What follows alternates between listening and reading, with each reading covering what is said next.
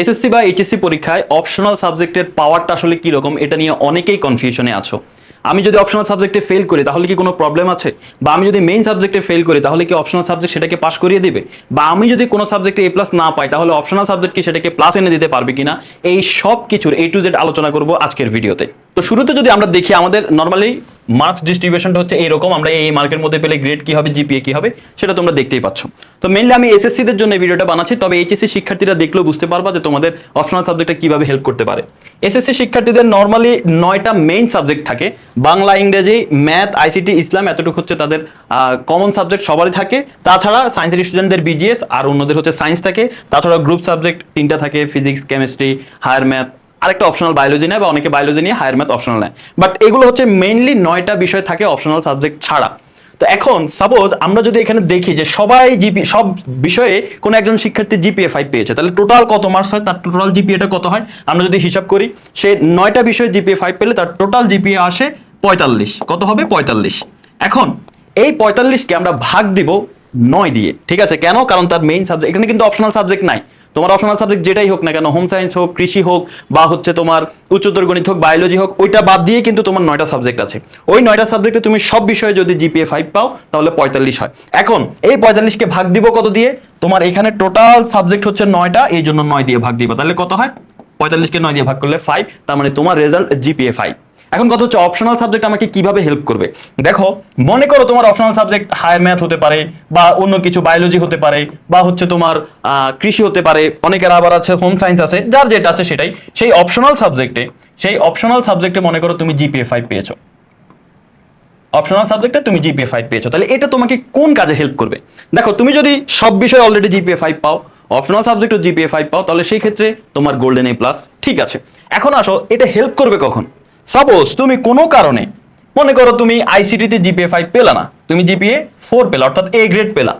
আবার মনে করো তুমি তোমার গ্রুপ সাবজেক্টে কোনো একটা জিপিএ 5 পেলা না, ওইখানেও মনে করো তুমি এ গ্রেড পেলা, তাহলে কত হলো? এখন টোটাল যদি আমরা এখানে যোগ করি, এখানে আমরা যদি টোটাল যোগ করি তাহলে আমাদের যোগফলটা আসবে 43, ঠিক আছে? 43। এখন এই 43 কে ভাগ করব কত দিয়ে? নরমালি 43 কে 9 দিয়ে ভাগ করব। 9 দিয়ে ভাগ করলে কত হবে আমাদের? 4.77। তাহলে এখানে আমার রেজাল্ট কি আসলে 4.77? না, এখানে তোমার রেজাল্ট 4.77 না। কেন?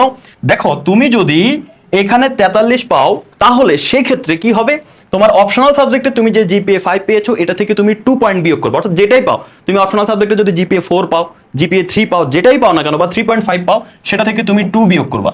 বিয়োগ করলে 3 থাকতেছে, বা কারো ক্ষেত্রে 2 থাকতে পারে, 2.5 থাকতে পারে, যেটাই থাকুক না কেন, এটা হচ্ছে তোমার বোনাস জিপিএ। এটা এই 3 কার সাথে যোগ করবে? এই 3টে এখানে এসে যোগ হয়ে যাবে, এই 43-এর সাথে এসে যোগ হয়ে যাবে। তো 43-এর সাথে যদি আমি 3 যোগ করি তাহলে কত হয়?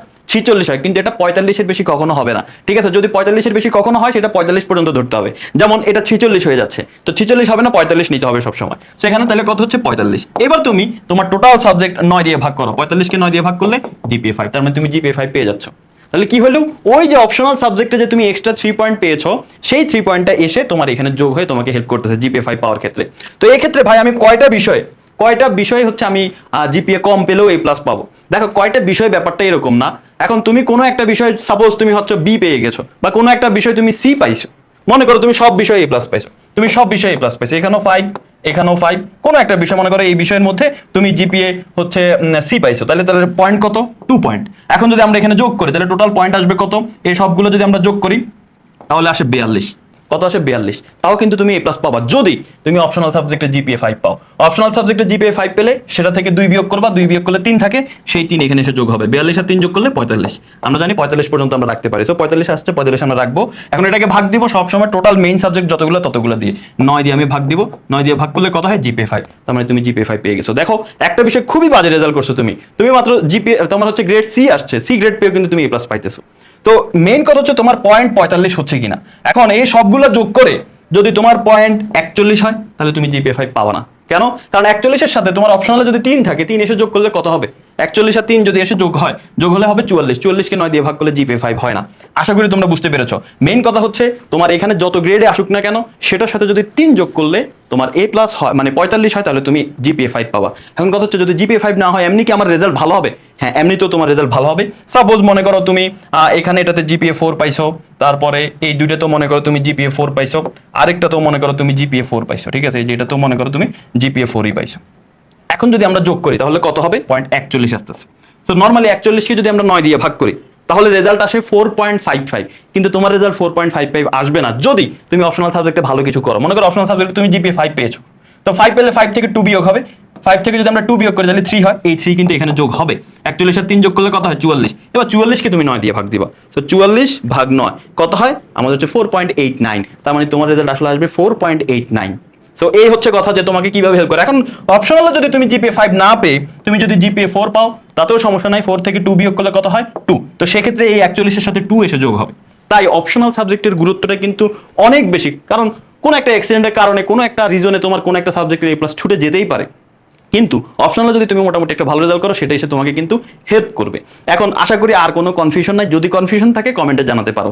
এখন প্রশ্ন হচ্ছে যে ভাই আমি যদি অপশনাল সাবজেক্টে ফেল করি বা আমি যদি মেইন সাবজেক্ট কোনোটায় ফেল করি তাহলে সেক্ষেত্রে কি হবে, আমাকে কি পাস করাই দিবে? আচ্ছা, এই প্রশ্ন দেওয়ার আগে তোমাকে একটা কথা বলে রাখি। এই প্রশ্নের উত্তর দেওয়ার আগে আমাদের জানো যে টেকনিক ইজি এডুকেশনের যে ইজি সিরিজের বইগুলো আছে, এসএসসি 26 অলরেডি এই বইগুলো সংগ্রহ করে সর্বোচ্চ কমন পেয়েছে, সেটার প্রুফ আমাদের পেজের মধ্যেই দেওয়া আছে। তোমাদের যদি ছোট ভাই বোন থাকে এসএসসি 27 28 তাদেরকে আমাদের ইজি সিরিজের বইগুলো সংগ্রহ করতে বলতে পারো। এখানে বইয়ের সাথে শিক্ষক ফ্রি, তোমরা সবাই জানো।